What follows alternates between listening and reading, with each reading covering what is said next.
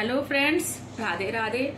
जैसा कि हमने आपको बताया है, हमने श्रीमद् भागवत रहस्य पढ़ना प्रारंभ किया हुआ है, जिसमें हम दशम स्कंद पढ़ रहे हैं, जिसे भागवत जी का हृदय भी कहा जाता है। और वहां पर हमने वसुदेव देव की विवाह सुन लिया था और आकाशवाणी कंस के द्वारा देवकी की 6 संतानों की हत्या को आगे कंटिन्यू कर रहे हैं। नारद जी ने कंस के पाप को बढ़ाने के हेतु ही उसे उल्टा सीधा पढ़ा दिया। कंस ने वसुदेव देवकी को नारद जी ने कंस के पाप को बढ़ाने के हेतु ही उसे उल्टा सीधा पढ़ा दिया। कंस ने वसुदेव देवकी को कारागार में बंद कर दिया। बिना अपराध ही बंधन में बंद गए। फिर भी उन्होंने मान लिया, शायद ईश्वर को यही पसंद है। यह तो भगवान की कृपा ही है कि उनका नाम स्मरण करने के लिए एकांतवास मिला है। अतिशय दुख को भी प्रभु की कृपा ही समझनी चाहिए। कंस अभिमान है, वह जीव मात्र को बंद किए रहता है। सभी जीव इस संसार रूपी कारागृह में बंद हैं। हम सब बंदी हैं। जीव जब तक काम के अधीन है, तब तक वह स्वतंत्र नहीं है। सभी बंदी ही हैं। वसुदेव देव की कारावास में भी जागृत थे, जबकि हम तो सोए हुए ही रहते हैं। हमारा जीवन कारागृह के एकांत में जागृत होने की अपेक्षा सोया ही रहता है। संसार में जो जागृत रहता है, वही भगवान को पा सकता है। इसलिए तो कहा है, जो जागत है वह पावत है, जो सोवत है वह खोवत है। जो भगवान के लिए जागता है, उसे ही भगवान मिलते हैं। कबीर दास जी ने भी तो कहा है, सुखिया सब संसार है, खावे और सोए। दुखिया दास कबीर है, जागे और रोए। कबीर उनके लिए जागे और रोए, सो उन्हें भगवान मिले। मीराबाई भी उनके लिए जागी और रोई, सो उन्हें भी भगवान मिले। कंस ने देवकी की 6 संतानों की हत्या कर दी। माया का आश्रय लिए बिना भगवान अवतार नहीं ले सकते। शुद्ध ब्रह्म का अवतार हो नहीं सकता। यदि ईश्वर शुद्ध स्वरूप से आए, तो जो भी उनका दर्शन पा सके, उनका उद्धार हो जाए। दुर्योधन ने द्वारिकाधीश के दर्शन तो किए, किंतु माया से आवृत प्रभु के दर्शन किए थे। जो निरावृत ब्रह्म का साक्षात्कार पाता है, उसे मुक्ति मिलती है। मायाव्रत ब्रह्म के दर्शक की मुक्ति नहीं होती। संभव है भगवान के अवतार के समय हम कीड़े मकोड़े होंगे। हमने भगवान के दर्शन तो किए होंगे, फिर भी आज तक हमारा उद्धार नहीं हो पाया है। योग माया का आगमन हुआ। उन्होंने 7वें गर्भ की रोहिणी के उदर में स्थापना की। रोहिणी सगर्भा हुई और दाऊजी महाराज प्रकट हुए। भाद्रपद शुक्ल एकादशी के दिन, दोबारा सुनिए, दाऊजी महाराज का प्राकट्य भाद्रपद शुक्ल एकादशी के दिन हुआ था। बलदेव शब्द ब्रह्म का स्वरूप है। पहले शब्द ब्रह्म आता है और बाद में परब्रह्म। बलराम का आगमन होने पर परब्रह्म गोकुल में आते हैं। दाऊजी ने आंखें खोली ही नहीं।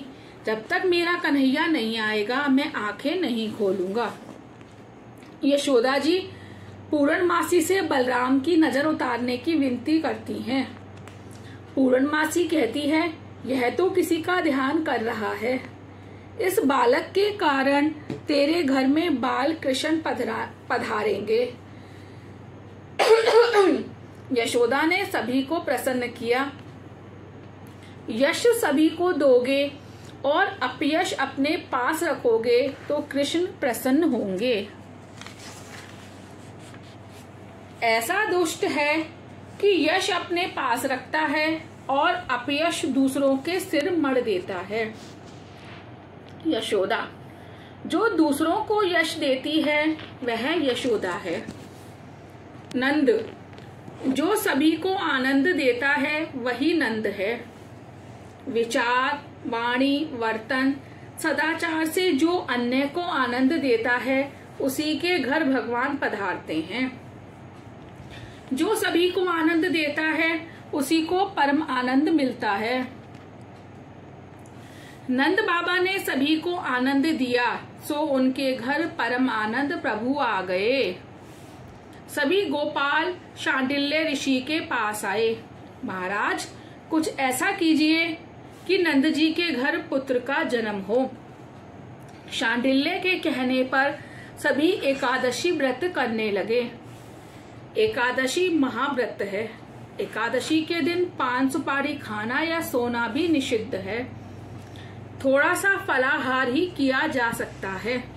कई लोग साबूदाना आदि भरपेट खाते हैं। आलू आदि खाने पर अन्न दोष तो नहीं होता है, किंतु एकादशी व्रत का पुण्य भी नहीं मिलता है। अगले दिन क्या खाएंगे, यह सोच विचार एकादशी के दिन करने से व्रत भंग होगा। एकादशी के दिन तो भगवत स्मरण ही करना चाहिए। सभी ग्वालों की एक ही इच्छा थी कि परमात्मा प्रसन्न हो जाएं और नंद बाबा के घर पुत्र जन्म हो। भाद्रपद शुक्ल एकादशी से सभी गोकुलवासी निर्जला एकादशी आदि व्रत करने लगे तो भगवान गोकुल में पधारे। बालकों ने भी व्रत किया, सो वे कहते हैं कि हमारे व्रत के कारण ही कन्हैया आए। कन्हैया तो सबका है। नंद महोत्सव में सारा गांव आनंद में नाच रहा है। सभी को लगता है कन्हैया उसका है। सारे गांव ने व्रत जो किया था। सुखदेव जी वर्णन कर रहे हैं, इधर देवकी ने 8वां गर्भ धारण किया तो उधर कंस ने सेवकों को सावधान कर दिया, मेरा काल आ रहा है। सेवकों ने कहा, हम तो सदा जागते ही रहते हैं, हम चौकन्ने ही रहते हैं। बालक का जन्म होते ही आपको समाचार दे देंगे।